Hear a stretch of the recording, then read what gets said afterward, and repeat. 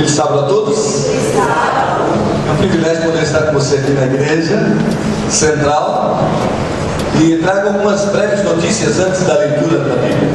O pastor Aurelino, nosso presidente, manda as recomendações, o abraço e a notícia de que no ano que vem vocês terão a sede de distrito pastoral aqui na igreja central. Teremos um pastor, assim como temos o pastor Fabrício cuidando de todo o distrito, nós teremos um pastor cuidando do novo distrito aqui da igreja central. E louvado seja Deus por isso. Contamos com o apoio dos irmãos. Agora a associação pode chegar um pouco mais perto, né? E poder atuar um pouquinho mais para ampliar o nosso quadro de trabalho, de pastores e ministério da nossa igreja. Então abracem o novo pastor, não sei quem vai ser, né? Pastor Zanoni vai ser pastor distrital também. Já decidimos isso na comissão, só não podemos dizer aonde, porque dia 24 vai ser homologado, mas ele já foi chamado. Essa semana a divisão sul-americana vai ter a comissão diretiva e o nome dele vai ser votado lá para ser um pastor distrital aqui, viu? Valeu a pena fazer um bom estágio. Bruno e Israel, caprichem.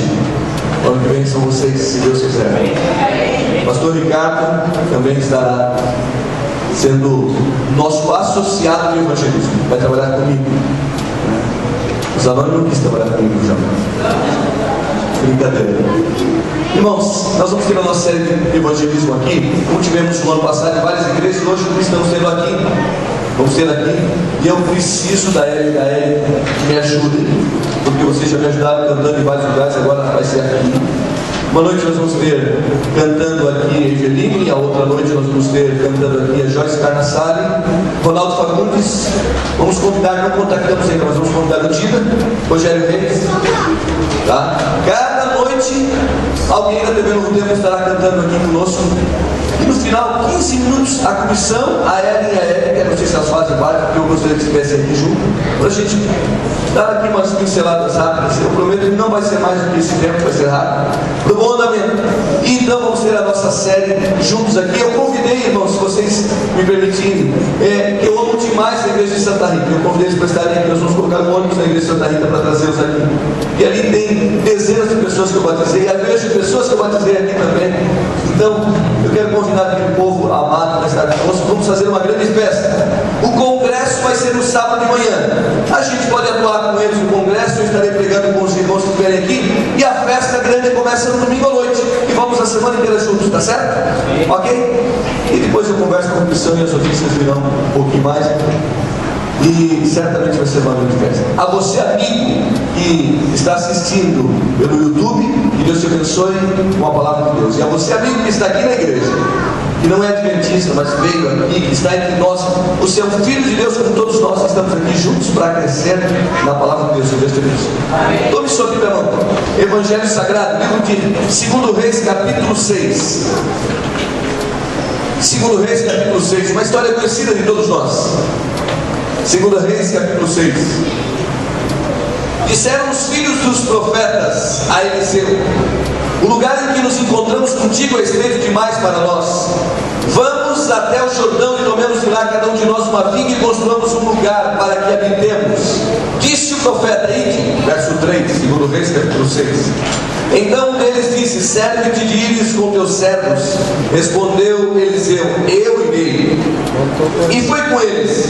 E tendo chegado ao Jordão, cortaram madeira.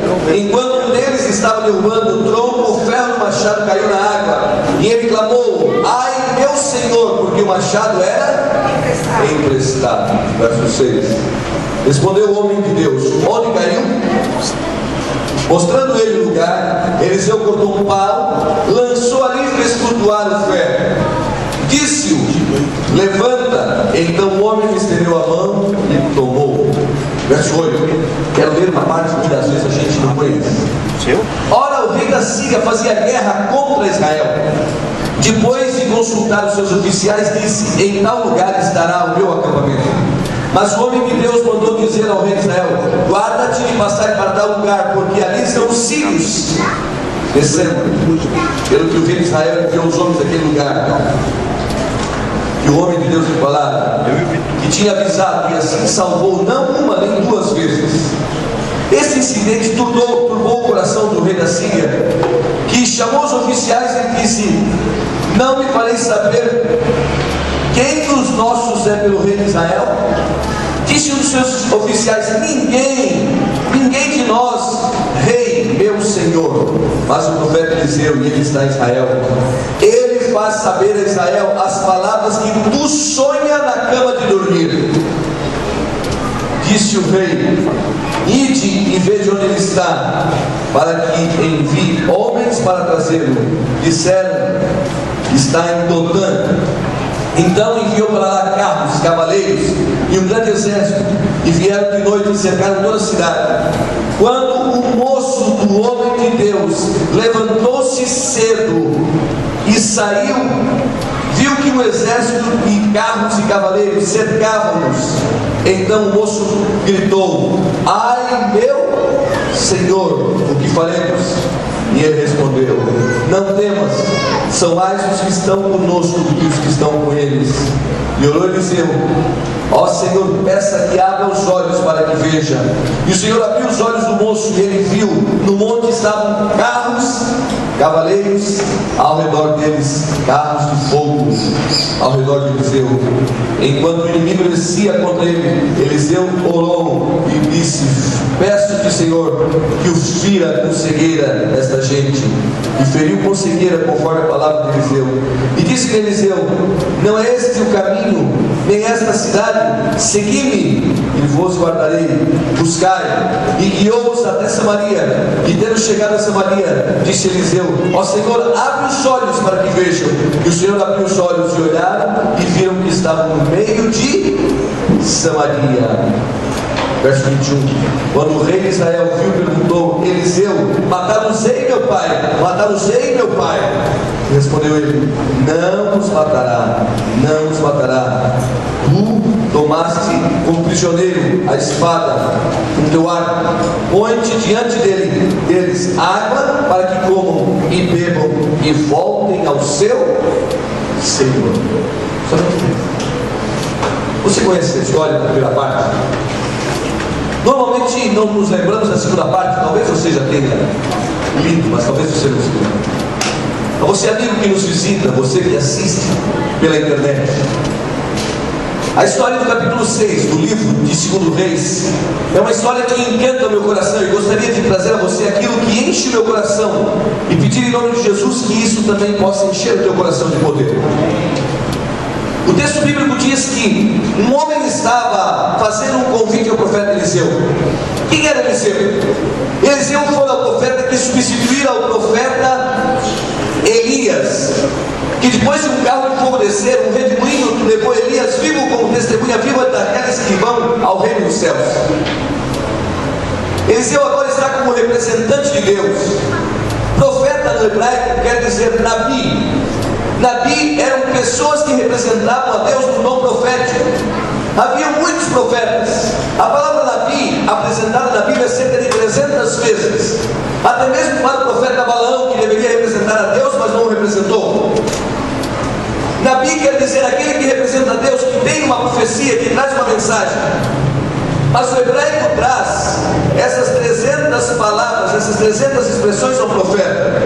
No entanto, entre as 300 expressões, existem 71 expressões que diz Ish Elohim, ou seja, um homem que representa Deus, um homem que é a imagem, é a representação do poder de Deus. Esta palavra Ish Elohim só é apresentada 71 vezes na Bíblia para profeta especial. E esses na Bíblia são apresentados: Moisés, Samuel, Elias e Eliseu. As 71 vezes que fala desses profetas, falam como profetas que verdadeiramente representavam a Deus. O texto bíblico que eu acabei de apresentar a você fala de um profeta que era a simbologia, a representação da presença de Deus entre os homens. O texto bíblico diz que na casa dos profetas estavam outros profetas, outros nabis, outros que queriam representar a Deus, mas não tão de forma aparente quanto Eliseu, Elias, Moisés. Samuel. Aqui é uma expressão de um homem que verdadeiramente era o representante de Deus. Tanto representava Deus que quando as pessoas o viam pelas costas diziam assim: lá vai o homem de Deus. Aquele era o homem de Deus. Tinha recebido uma porção em dobro do Espírito Santo que estava na vida de Elias. Usava a capa de Elias, representando aquele que era o representante de Deus. O texto diz que eles estavam na escola dos profetas. O que era a escola dos profetas? Era a casa de Deus. Assim como você está aqui, na verdade era o lugar onde o povo de Deus habitava para ter comunhão com Deus. Aonde você habita nesta manhã? Na casa de Deus. Aqui é o lugar de Deus. Portanto, eles estavam na obra de Deus, eles estavam na causa de Deus, eles estavam na comunhão com Deus. E foi nessa história, nesse contexto, que aquele homem diz assim: o lugar em que nós habitamos contigo é estreito demais. Vamos até o Jordão cortar lá madeira, para que possamos ampliar a casa de Deus. Deixa eu fazer uma pergunta. Algum dia você já tomou alguma coisa emprestada de alguém e estragou? Um dia eu peguei um carro 0 km emprestado de um pastor que eu tinha comprado. Era um Uno, novinho, do cunhado do pastor Fabrício. Ele foi me mostrar o carro e ele precisou de alguma coisa que estava na minha casa. Ele disse: pega meu carro novo, vai lá, experimenta. E eu fui. O problema não foi ir, o problema foi sair da minha casa. Eu esqueci que tinha uma coluna e deixei um pedaço do carro. Era novo, não tinha placa. Não adiantava eu pintar, mandar para a concessionária. Por quê? Sabe como fica a cara da gente, o rosto da gente? A gente fica decepcionado. Ele não se importou, eu sei que ele não se importou. Por quê? Por causa da nossa amizade. Ele sabe que foi um acidente, mas a gente fica quebrado, não é assim? Algum dia você já pegou alguma coisa emprestada? Quando eu era menino, na quinta série, a minha professora disse assim: quando você tomar alguma coisa emprestada de alguém, cuide muito mais do que aquilo que é seu. Na minha mente infantil e egoísta, eu não entendia. Não posso cuidar mais do que dos outros. Eu tinha aí 10 anos, eu tenho que cuidar muito mais das minhas coisas. E ela dizia: não, se emprestarem uma borracha, um lápis ou uma caneta, cuide mais do que aquilo que é. Eu não entendia isso porque a minha mente era infantil. Eu só entendi, sabe quando? Quando um dia a vizinha foi à nossa casa e pediu para minha mãe uma tigela bonita emprestada para ela fazer um bolo, uma festa. E a minha mãe disse: eu te empresto, mas faz 25 anos que eu tenho essa tigela. Não tem problema, só que cuide bem, porque eu ganhei da minha madrinha de casamento. E emprestou. E a vizinha comprou uma tigela muito mais bonita e mais cara para substituir aquela. E ela quebrou. Mas a minha mãe ficou tão triste, decepcionada. A mulher tentou resolver de uma forma muito mais rica, mas a minha mãe tinha amor e carinho por aquilo que ela tinha ganhado da sua madrinha de casamento. Algum dia você já perdeu alguma coisa daquilo que você emprestou? Algum dia você, sem querer, perdeu algo que você emprestou? É trágico, não é mesmo? O texto bíblico diz que aquele moço tinha tomado um machado emprestado. E ele vai ao Jordão para fazer a obra de Deus. Ele tinha tomado aquele instrumento para derrubar árvores. Seu desejo era cumprir a ordem e cumprir a obra de Deus, fazer a obra de Deus. Ele estava no trabalho de Deus. E naquele momento, quando ele toma o machado, pense com o pastor, era o instrumento poderoso que ele tinha para derrubar árvores. O poder para derrubar árvores não estava em gritar, não estava em bater com o pé na árvore, não estava em empurrar a árvore. Para derrubar a árvore ele só tinha um poder. Qual? Machado. Mas era emprestado. O poder que ele possui em suas mãos era emprestado. E no momento em que ele dá uma machadada, o poder emprestado voa e cai dentro da água, no fundo do Rio Jordão, águas barrentas. Foi nessa hora que ele deu um grito: ai, meu Senhor, porque o machado é emprestado. No momento em que ele deu a machadada e o machado voou para o Rio Jordão, ele gritou: ai, meu Senhor, porque o machado era emprestado. Ele tinha perdido todo o poder para derrubar aquela árvore. E e o poder é emprestado. Você pode entender o que eu quero começar a dizer nessa manhã? Quantas vezes você comeu nessa semana? Quantas vezes você trabalhou essa semana e quantas coisas você realizou? Eu vim lhe dizer nesta manhã, para você que está na igreja ou assistindo pela internet, eu vim lhe dizer que tudo que você faz na sua vida é com o poder emprestado que Deus te dá. Não tira do teu coração.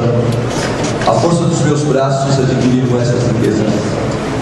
Antes te lembrarás do Senhor, Ele quem te dá a força e o poder. Ele que te empresta. Aquele moço perdeu o poder. Mas aonde ele perdeu o poder? No momento em que ele estava trabalhando na casa de Deus, ele não tinha abandonado a Deus. Em algum momento da sua vida você pode ser que por um acidente você perca o seu poder. E talvez não tenha nem vontade de buscar mais a igreja de Deus, o povo de Deus. Às vezes o poder nos foge às mãos, até mesmo trabalhando na causa de Deus, executando as coisas para Deus. Muitas vezes o poder nos foge à mão. E é nessa hora que nós precisamos fazer o que aquele moço disse, que fez, segundo o texto bíblico. No momento em que o poder lhe fugiu à mão, o que ele fez?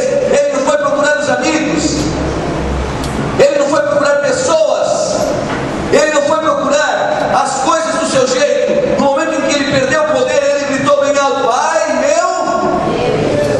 meu Senhor! O machado emprestado e a presença de Deus para eles, a representação de Deus ali era o profeta Eliseu. E o texto diz que quando ele clamou: ai meu Senhor, Eliseu imediatamente se colocou do seu lado. Sabe por quê? Porque quando os filhos de Deus perdem o poder e clamam ao Senhor, o Senhor imediatamente vem do reino dos céus para ficar do seu lado. Não há poder que você tenha perdido e que no momento você clama a Deus e Ele não te restabelece. Quando os filhos de Deus clamam pelo poder que perdem por causa do mundo de pecado, o Senhor desce dos céus para ficar do seu lado e Ele está também do seu lado. Ele é amor. Quantas vezes o poder nos vai embora? Quantas vezes, até mesmo trabalhando na Casa Comunicadora Brasileira ou na direção dos jovens da igreja, tocando piano ou fazendo qualquer outra coisa, parece que a gente perde o poder e até a vontade de viver. É nesta hora que a gente precisa clamar a Deus, e Deus virá a luz. O texto diz que Eliseu se colocou do lado dele. Agora, uma coisa interessante que eu gostaria de compartilhar com você, pensa no pastor. A história diz que Eliseu se colocou do lado dele. Na minha visão, que eu gostaria de compartilhar com você, a visão da leitura bíblica, que deve ser a minha visão e a tua visão. Porque a visão de um pastor tem que ser a visão da palavra de Deus. O pastor precisa trazer para a igreja a palavra de Deus. Aquele homem era representante de Deus.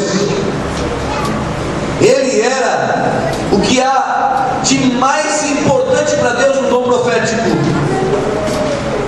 Das 300 vezes que a Bíblia menciona o profeta, 71 para um grupo especial de profeta. Ele era um representante especial de Deus. Portanto, ele tinha visões. Ele tinha o poder profético na sua vida, porque Deus tinha colocado naquele homem, tinha chamado para aquele ministério. Então eu posso lhe dizer, eu não tenho dúvida que quando Eliseu se colocou do lado daquele homem, Eliseu podia saber pelo dom profético onde estava o machado. Como é que o senhor prova isso? Prova pela continuação da leitura do texto, que diz que o rei da Síria sonhava na cama e Eliseu sabia o que ele sonhava, porque Deus estava com Eliseu. Portanto, quando aquele homem clamou: ai meu Senhor, e Eliseu colocou-se do seu lado, Eliseu sabia onde estava o machado. Mas o texto diz que Eliseu perguntou a ele: aonde caiu? Eliseu sabia. Assim como Deus sabe o que te faz perder o poder. Ele sabe onde se esconde o teu poder quando ele cai dentro de uma água barrenta. Entende a figura de linguagem que eu quero te trazer? Ele sabe. Mas ele se coloca do teu lado e te pergunta: sabe por quê? Porque Porque o sonho de Deus é ouvir você. Conta para Deus o que te faz perder o poder. Confessa teus pecados a Ele. Abre teu coração a Ele, porque Ele se coloca do teu lado quando clama. Ele sabe quais são as lutas que você tem. Mas o desejo de Deus é ouvir seus filhos. Eu tenho uma garota de 2 anos. Ela é linda, a linguagem, a dúvida. Sabe o que eu aguardo todos os dias às 6 horas da manhã? É que lá no berço, quando ela acorda, ela nos diz: mamãe. Às 6 horas da manhã, quando ela acorda, se eu estou em casa, ela grita: papai, papai.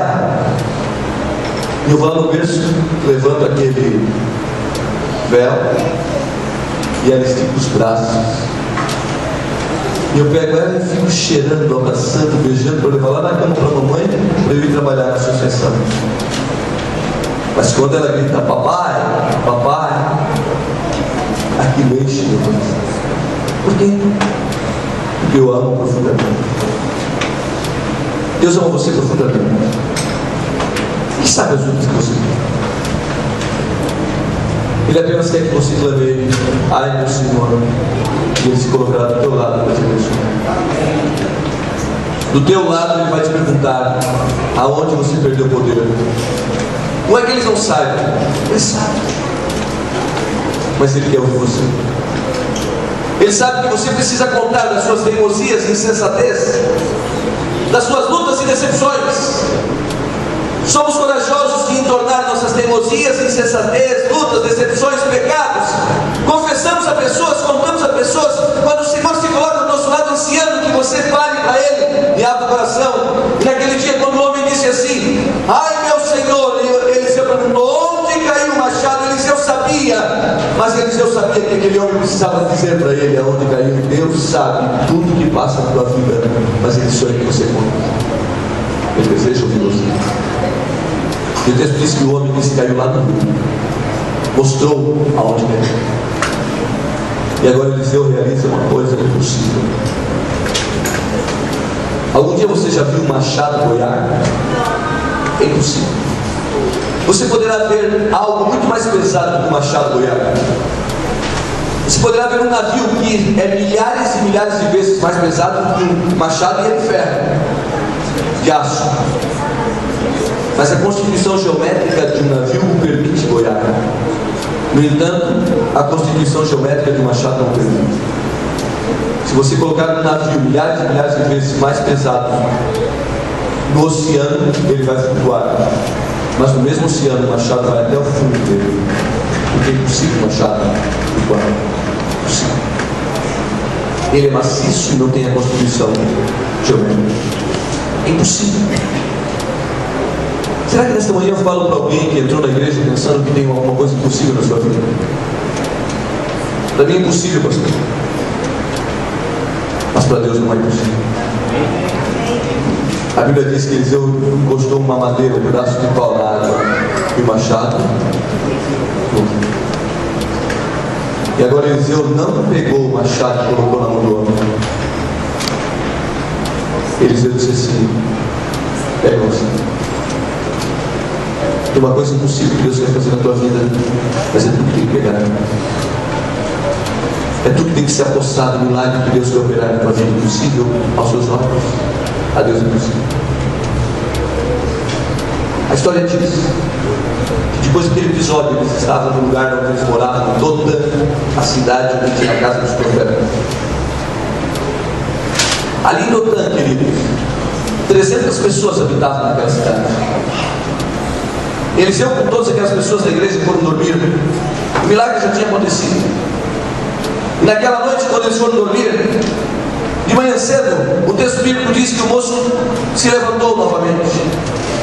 Eu imagino que ele deve ter levantado e ido lavar o seu rosto, porque era cedo. Como quando você acorda. E ele saiu à rua para buscar água, quem sabe, para lavar o rosto. E quando ele lavou o rosto e olhou para a montanha, a história diz que sobre a montanha estavam carros, cavaleiros, exército, um exército muito grande. E aquele exército grande estava ali. Não se preocupe, irmão. O exército estava ali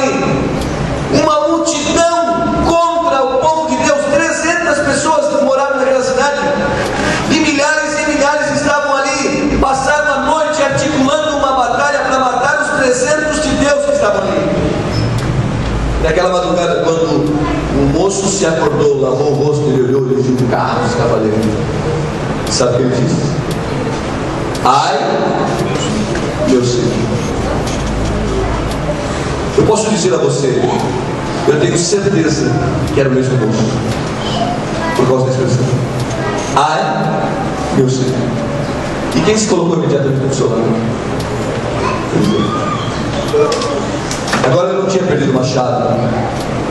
Agora ele vê algo muito grande vindo contra ele. Satanás sempre tenta levantar algumas coisas grandes para tentar destruir a nossa fé. Satanás sempre vai tentar levantar algum exército para destruir você e atrapalhar você.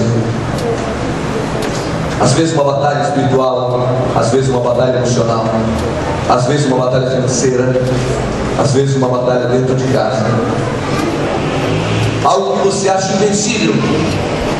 Mas naquele momento, quando o moço lavou os olhos e viu que era algo invencível para ele, impossível, ele gritou, ai meu Senhor. E novamente Eliseu se coloca do lado dele. E agora Eliseu ora a Deus, diz o texto, e diz, Deus mostra para ele. E o texto da Bíblia que enche meu coração, que se encontra nesse capítulo. O moço olhou, e o texto diz assim, ele respondeu, não temas, são mais os que estão conosco do que os que são com eles. Peço-te, Senhor, disse Eliseu, abre os olhos para que esse moço veja. E o Senhor abriu os olhos do moço, e ele viu por entre os montes, cheio de carros de fogo. Se o diabo mandou alguma coisa para atrapalhar a tua vida, se o diabo mandou uma luta muito grande para atrapalhar a tua vida, eu vim nessa manhã dizer que Deus mandou carros de fogo para fazer você vencer. Amém. Satanás levanta uma multidão de problemas.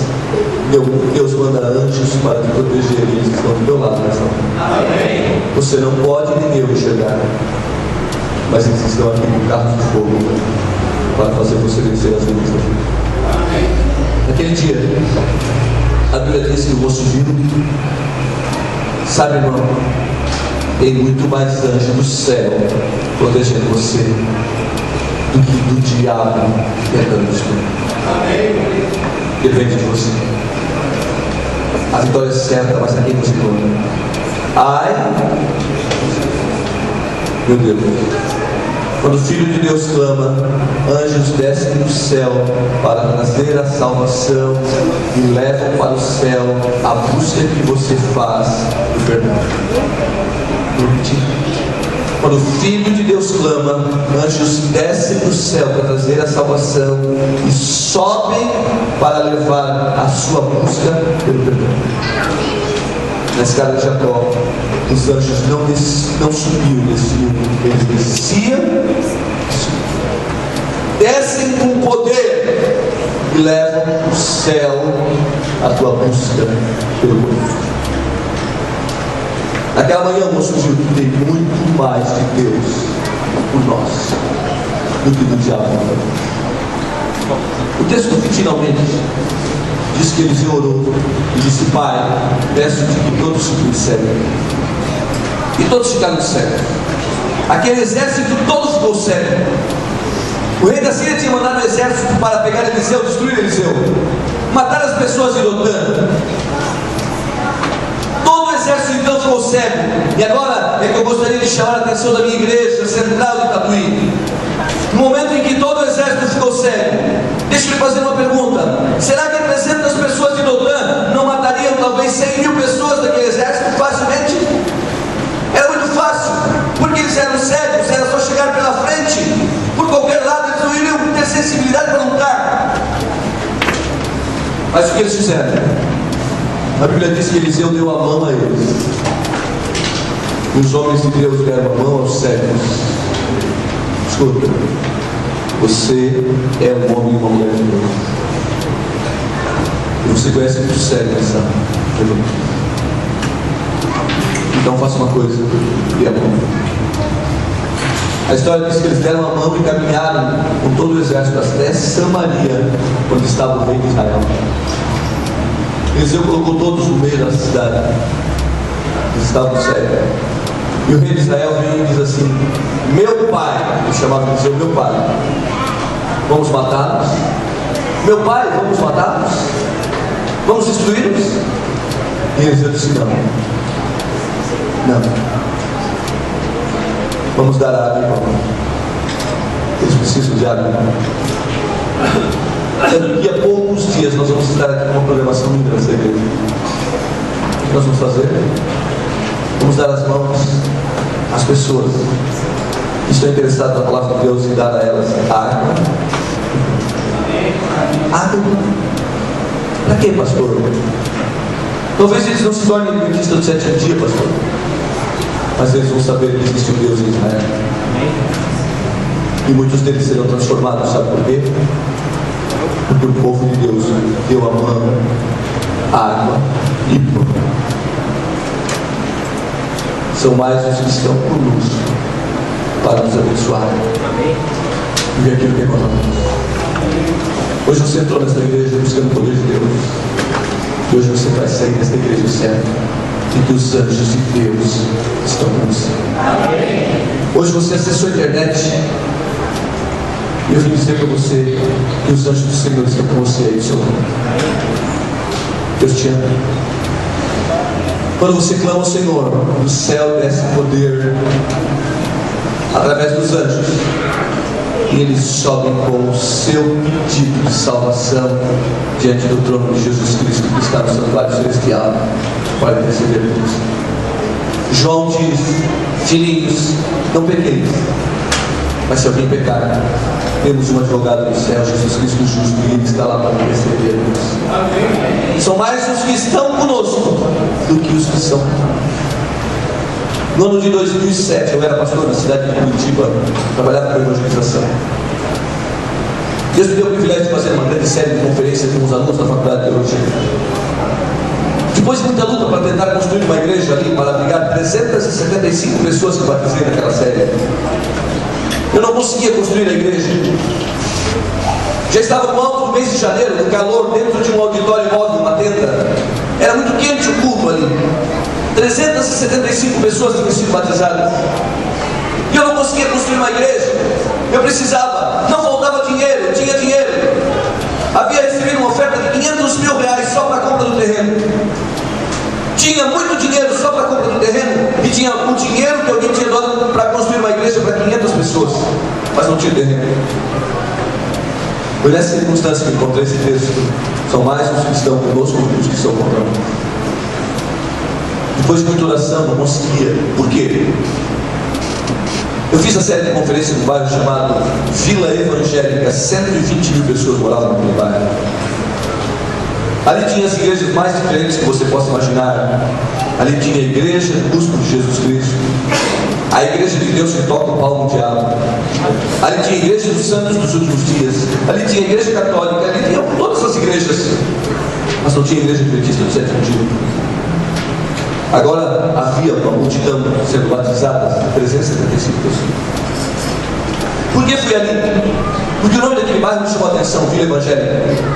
Mas não tem a nossa igreja, não tem o povo adventista do sétimo dia. Quando cheguei ali, descobri que aquele bairro se tornou Vila Evangélica porque um prefeito chamado Rafael Greco tinha sido abordado pelos evangélicos porque eles queriam formar um bairro na cidade de Curitiba onde não tivesse drogas, fumo, prostituição. Eles queriam ter um bairro só para evangélicos. O prefeito designou uma parte da cidade e uma incorporadora chamada Gelafite, que até hoje existe na cidade, incorporou aquela área, comprou aquela área, incorporou e começou a vender. Ali era um sonho fazer uma vila evangélica, onde não entrasse coisas que corrompessem o bom viver de um ser que quer ser cristão e andar ao lado de Jesus. Mas como os evangélicos se uniram, foram lá, o prefeito fez um culto com eles, fizeram uma oração e lançaram a pedra fundamental do bairro. A Gelafite incorporou, começou a vender. Vendeu para o evangélico, para outro evangélico, para outro evangélico. Eles tinham feito uma oração dizendo que Deus estivesse naquele bairro. O problema é que nem todos os evangélicos compraram. Então a Gelafite começou a vender para outras pessoas. E aquele bairro que deveria ser a Vila Evangélica se tornou um lugar terrível, com muitos evangélicos, mas com muita droga, muito assalto. Um bairro lindo, com avenidas enormes. E ao invés de ser só evangélico, se tornou um bairro comum a todos. A empreiteira vendeu tantos terrenos e fez tantos negócios que começou a ter problemas. E agora a imobiliária, depois de ter 120 mil pessoas morando no bairro, tinha 6 mil processos contra ela. E eu fui comprar um terreno. Mas todos os terrenos que tinham naquele lugar sobrando eram da imobiliária. E a igreja não podia comprar, sabe por quê? Porque só vendia por contrato. Não dava escritura por causa dos processos. A igreja de Deus, que faz as coisas corretas, não podia comprar um terreno enrolado.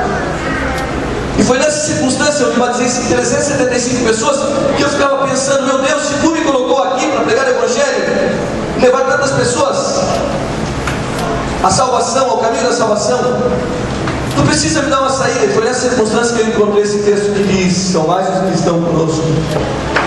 E Deus nesse dia me deu uma luz, e eu chamei um advogado de Porto Alegre, e ele examinou a empresa e descobriu: tem uma saída. Ninguém sabe, mas eu descobri: tem uma saída. Eles podem vender o terreno. Existe um esquema que a lei permite, e dentro do que a lei permite há uma saída. Compre o terreno. E eu corri na imobiliária e o homem disse: eu vendo o terreno, 300 mil reais. Eu mostrei o terreno. Ele disse: esse que o senhor quer? É 300 mil reais. Um terreno de 30 por 30. Queremos construir uma grande igreja para 500 pessoas. E aí o dono da imobiliária, sentado no seu escritório, disse: engraçado, pastor, eu já vendi milhares de terrenos, mas esse é o único terreno que eu nunca consegui vender. Já aluguei por muitos anos, mas nunca consegui vender, porque eu não tinha interesse em vender por pouco dinheiro. Engraçado, pastor, no dia em que o prefeito veio fazer culto com os evangélicos aqui, o palanque onde foi o culto foi nesse terreno. E alguém fez uma oração dizendo assim: que a luz de Deus venha para esse bairro, que o poder de Deus venha para esse bairro. E eu vendi terrenos para muitos evangélicos, para muitas igrejas, o Senhor conhece muito bem, mas eu nunca consegui vender esse terreno. E nesta manhã eu estou descobrindo uma coisa: é que a luz de Deus está com vocês. Hoje há uma igreja de 500 pessoas mais ou menos. Sabe por quê? Termino minhas palavras dizendo a você, irmão: porque são mais os que estão conosco do que aquilo tudo que o diabo levanta. O povo de Deus que clama a Deus tem o poder de Deus.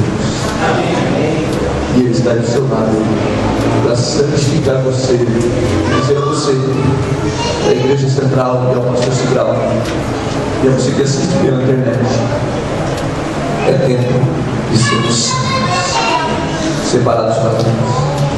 Ele é um mundo que esqueceu de Deus, mas que Deus não esqueceu. Ele está aí do seu lado. Ele ama. São mais os que estão conosco do que os que estão contra nós. Deixa eu dizer. Abra o seu diário no hino de número 282. E vamos cantar com o nosso regente para terminar. 282.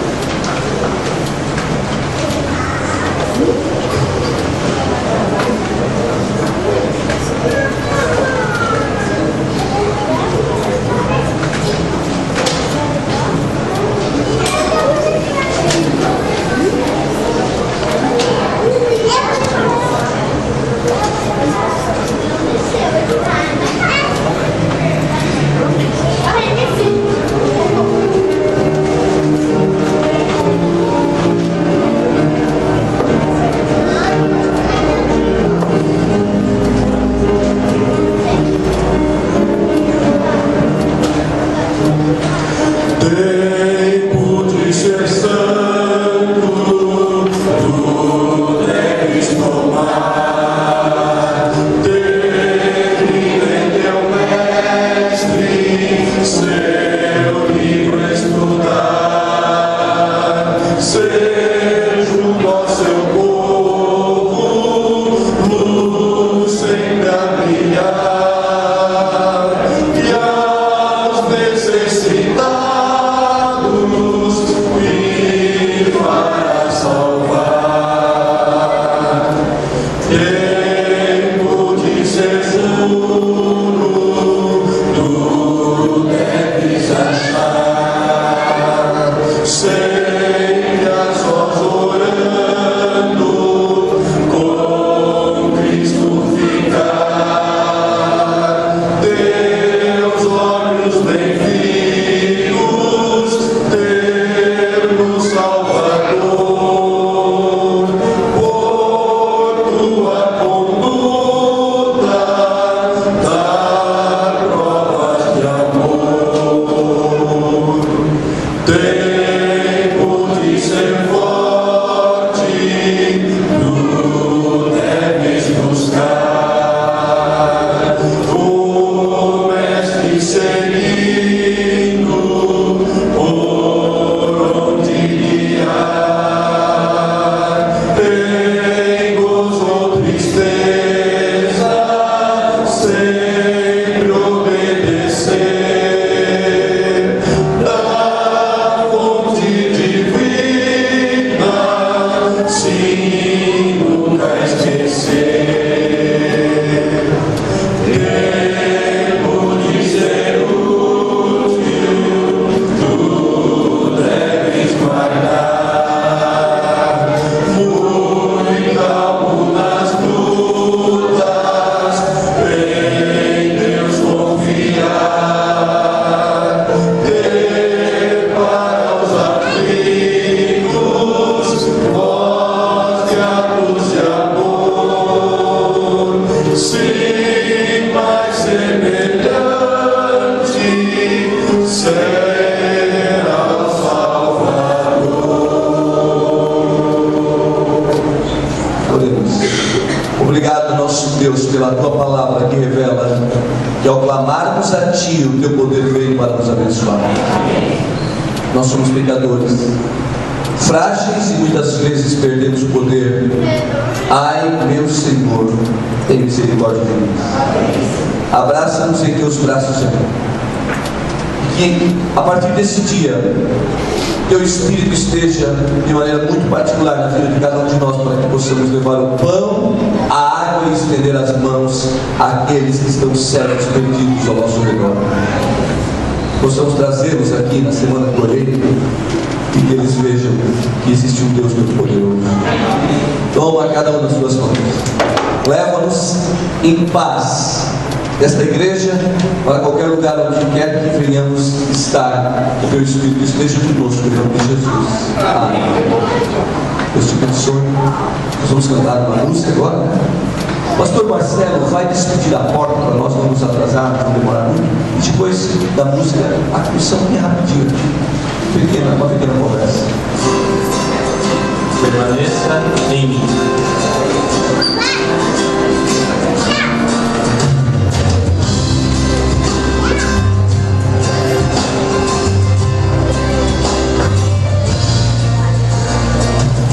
Senhor, em minha vida, pois quero ser tempo teu. Quando eu sair desse lugar, que Jesus permaneça em mim. Permaneça em mim. Permaneça em mim.